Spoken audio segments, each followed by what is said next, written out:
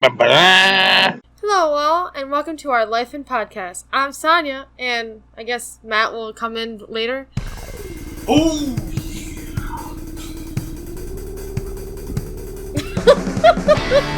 here I am, ready for the podcast today. Woo! Are you sure about that? Yeah, how's it going? Fantastic. So, I'm Matt. I was gonna say, did you even say your name? So, if you could tell, today we're going to be talking about my very short-lived career in professional wrestling. Mm-hmm. But, once again, we have to address the elephant of the room of the last episode, where I promised that 100 subscribers, I'll shave my hair, shave my beard, all that good stuff. That challenge is still open. I'm surprised we haven't had any more upticks. Apparently people like this mop of mine. But... Or don't think you're serious, I don't know. So, how you doing this week, Sonia? Alright, it's been a pretty busy week though. I'm ready to relax. Yeah, we've been on the move pretty much all week this week. This podcast was kind of last minute this time around. So... I'll go ahead and I'll get into my story. I don't really know where to leap off from here because... The beginning, usually? Yeah, we're kind of unprepared, but... No. So, for the people that know me, personally... Also, if you're here, I should have probably said this, if you're here already and you haven't clicked off after seeing these, thanks. Anyway, for those that know me, you will know that I am a big professional wrestling fan. From the words of my sister, I used to actually body slam and like tombstone pile driver and stuff like that to my teddy bears when I was younger. Well, I was going to say what brother doesn't, because my brother used to do it without me and my sisters, so... No. My sister didn't wrestle me or anything. I know, No, you were saying it with your teddy bears. I'm just saying what brother doesn't do it to their siblings. You were different, yes, but I'm just saying. My siblings never interacted with me that way in any way, shape, or form. I was always... We didn't have a choice in the matter. I know. The way my family dynamic worked, I obviously did not have much interaction of that kind of sort with anybody. We were all very much a loner family, I guess you could say. So, I always obviously was interested in professional wrestling, and I always thought, even from a young age, that it was something I'd want to pursue, something I'd want to do with my life. And I used to wrestle with my friends, backyard wrestle, but not in the sense that a lot of people would think. It was more tumbling around on the ground, but style backyard wrestling instead of like swinging chairs and light tubes. Leg tubes? Light tubes. Oh, light tubes. I thought you said leg. What the fuck's a leg tube? No, if you look up any sort of backyard wrestling on YouTube, which I don't necessarily suggest you do because it is violent, a bunch of untrained idiots hurting each other. Yeah. But that wasn't quite what we did. We never really did any of that. But as you know from previous podcasts, I moved to Louisiana. And when I moved to Louisiana, when I was about 15 or 16 years old, a wrestling dojo or gym, I don't know, they call it a dojo, I guess. But that opened up in the town that I was living in. So I had went in there to check it out because I was obviously interested. And I was introduced to another roadblock. I don't know if I should say who my trainers were or not. I mean, they are technically... Did you think this through? Nah. They are technically famous. They're well known enough, so... They were former WWE wrestlers, though. And they had opened this gym in this small town. And they saw me come in there, and I guess they showed an interest in me when I went in, because I was a young guy, and they didn't get many people that were my age that went in there. So they kind of worked out an offer with me when I said that I was interested in training, where I'd be able to pay my training tuition, if you will, monthly. But even that deal, because I didn't have the money, I was working at a fast food restaurant to make money towards that. But even that money, my mother needed to supplement because it was $500 a month for the tuition payment.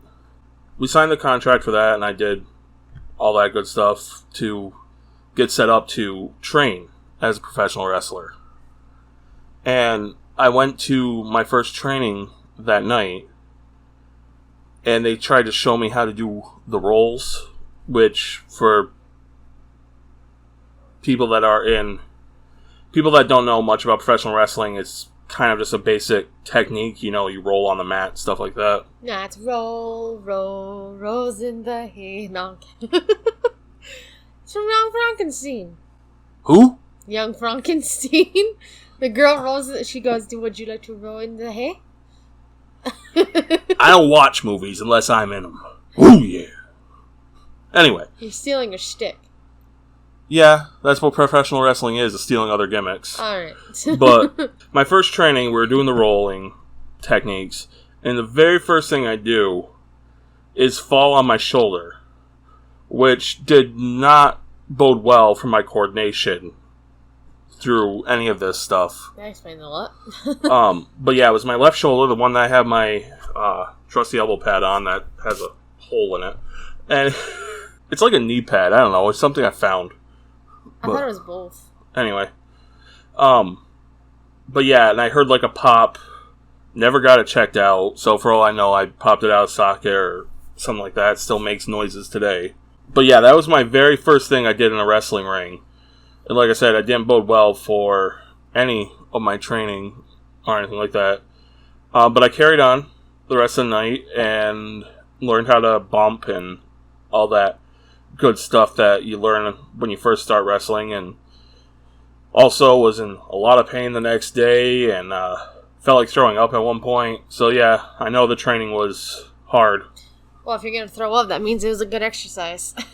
Or like destroyed my kidneys and everything else by taking bumps on a hard mat. Maybe. But I hate that I can't get myself in camera well. Back up. But then you see more of that. Yeah. Ooh.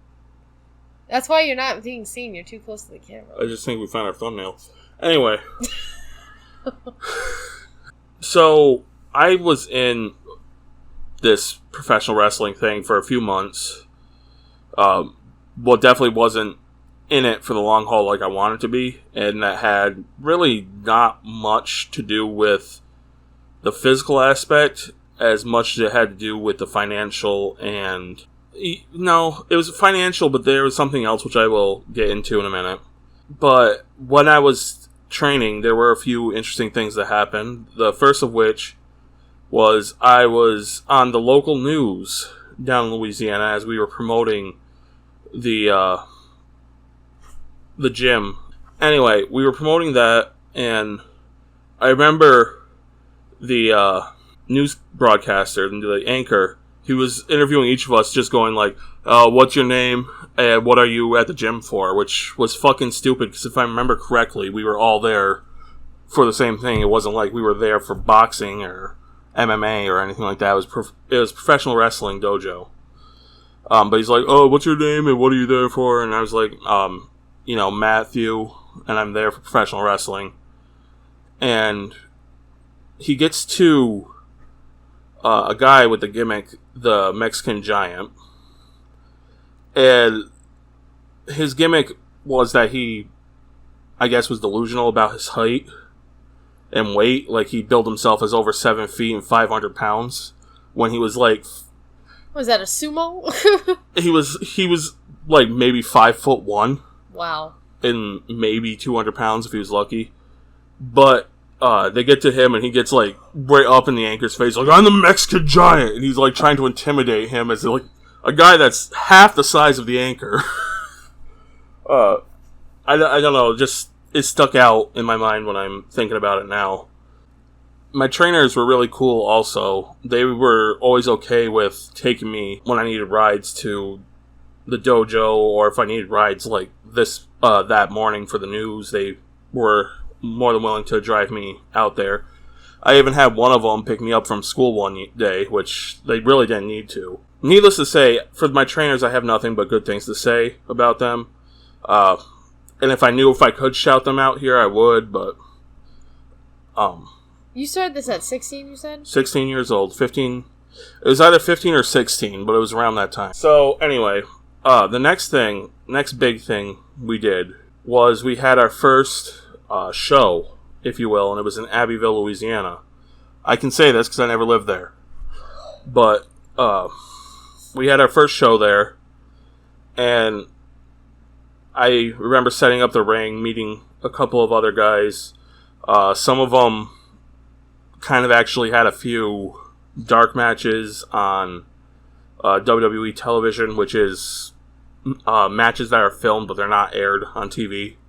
But at this first show, it was inside of like a bingo hall, VFW, really small venue. And my trainer, who was also the promoter for this promotion, gave very strict instructions for nobody to go off the top rope, because the ceiling was very low, and if anybody got enough height going off the rope, it could be bad. One guy apparently did not get the memo, and he went to the top rope, he jumped off it, and he put his head right through a fluorescent light that was on the ceiling. Now, did he get the memo and just say, fuck it, I'm doing it, or did he just not get it?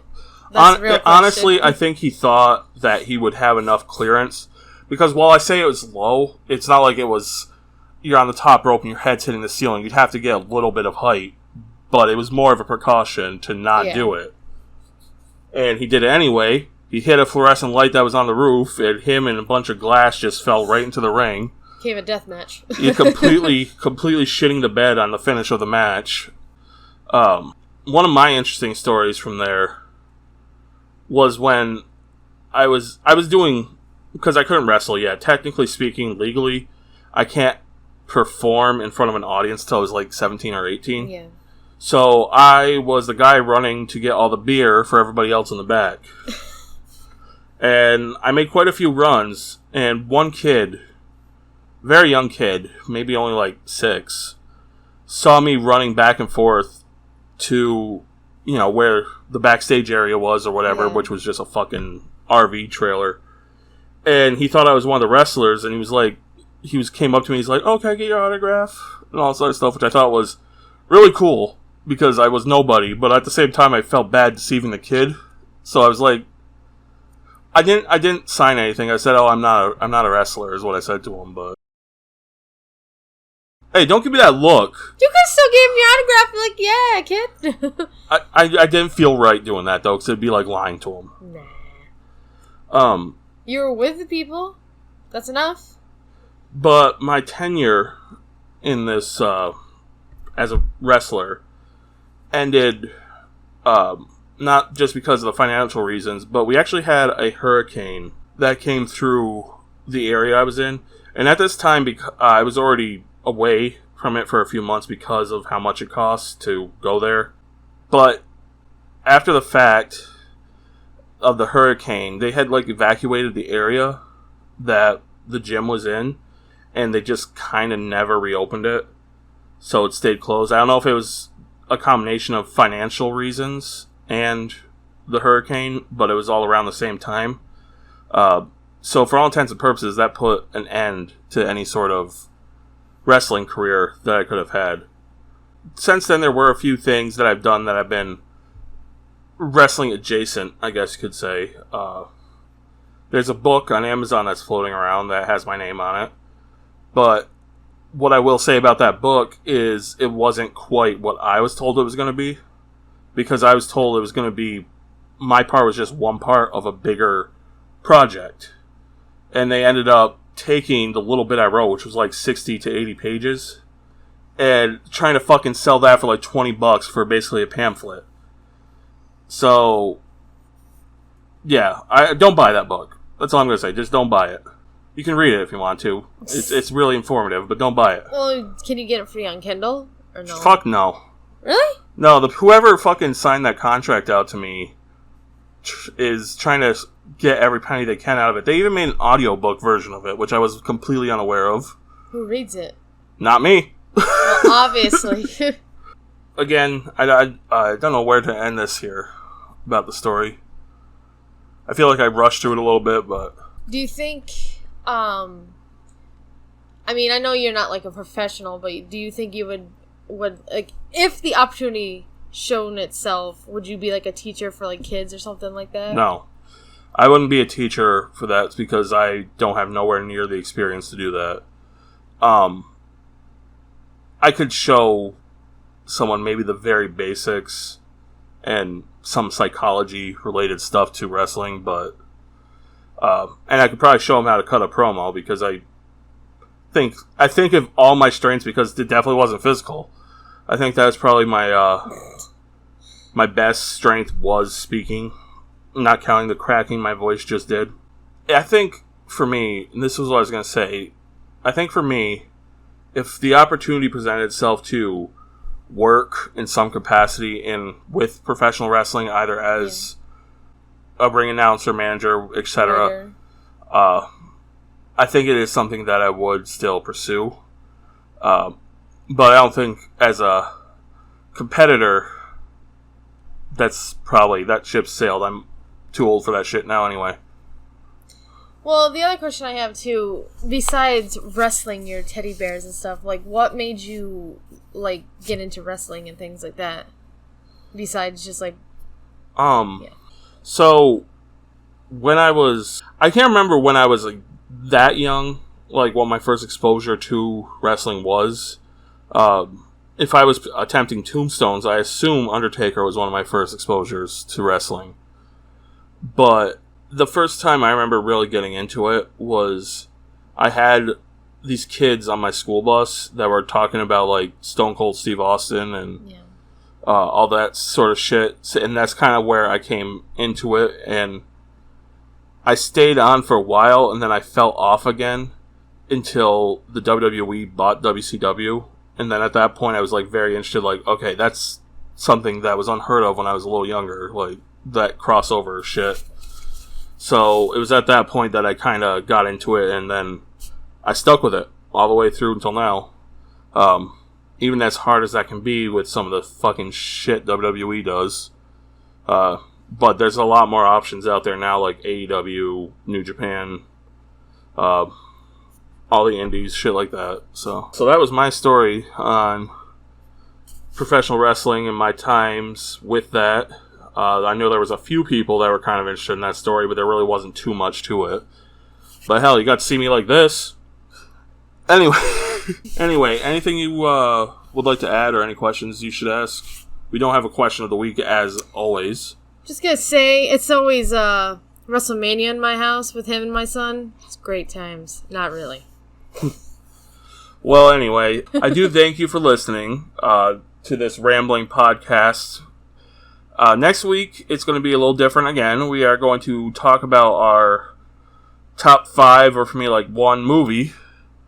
So I hope you guys enjoy that, and I hope you guys will like, comment, subscribe, share, all that good stuff. 100. All this goes. Oh, now have a great day, brother, sister. Fuck you. Bye. Hey everybody, this is Matt here. I just want to thank everybody for watching. If you like what you saw, please go ahead and click on that subscribe button. And for another video, go ahead and click one of those videos here in whatever corner it's in. Thanks for watching.